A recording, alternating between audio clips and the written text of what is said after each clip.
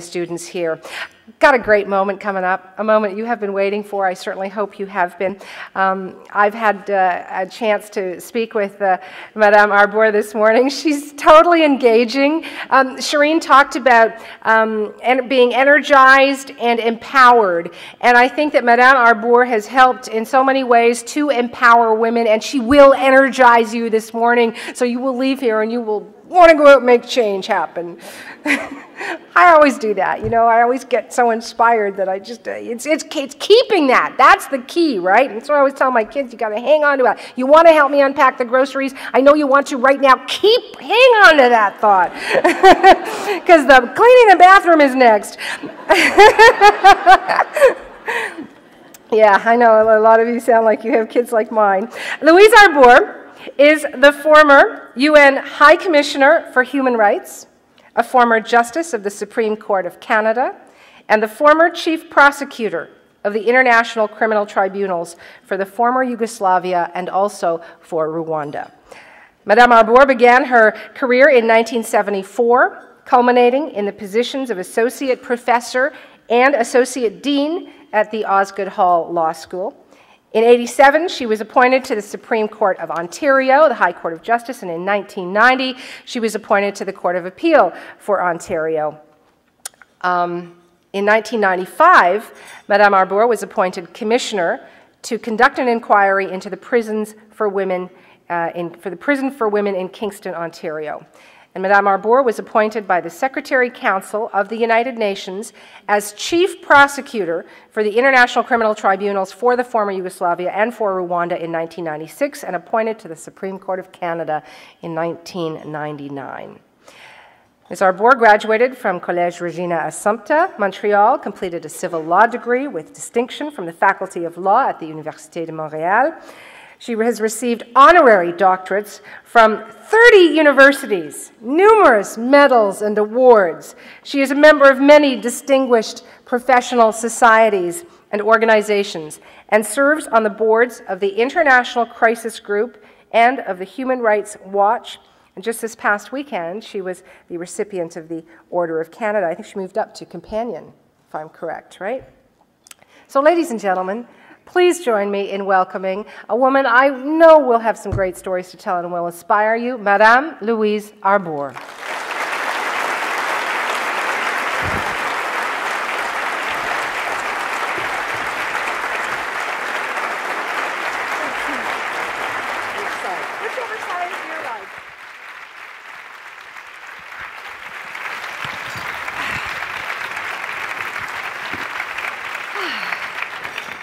Over breakfast, Madame Arbour and I were talking about mothers.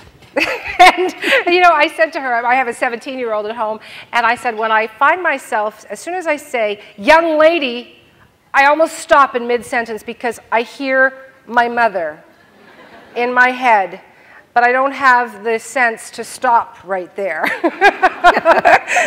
And you were telling me a little bit about your mom, who is 88, and I think it's wonderful in the stories that we share about our mothers. Tell us a little bit about ourselves and the perspectives that we've gleaned from them.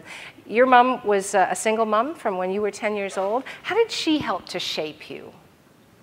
Well, first let me say that if you were hoping to be energized, I think you should count on the caffeine.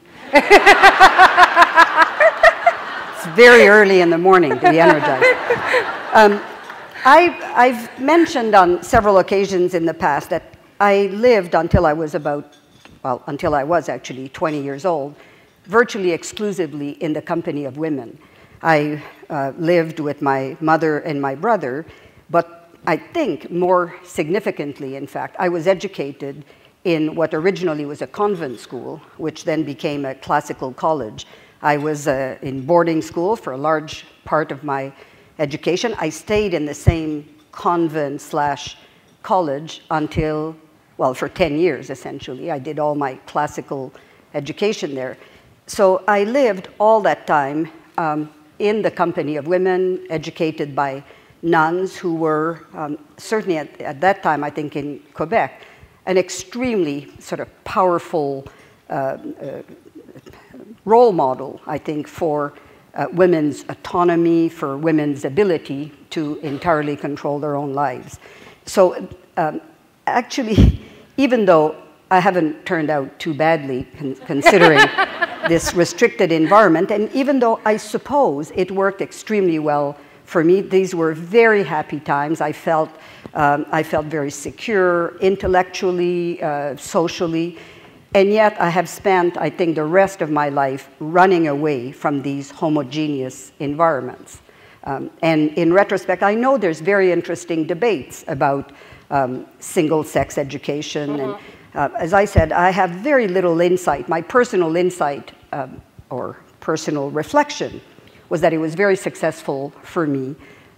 But at the same time, with some distance, I question the value of being sheltered in such a homogeneous environment, not just on the basis of gender, but obviously at that time in Quebec society on the basis of language, culture, cultural heritage, religion. So I think I spent the rest of my life running away from that environment. But it seems like it gave you a lot of strength to challenge those things, not to accept them, but to rebel against, you know, the homogeneity of it, if you will. Yeah, although this was not the message, but I think it was the byproduct.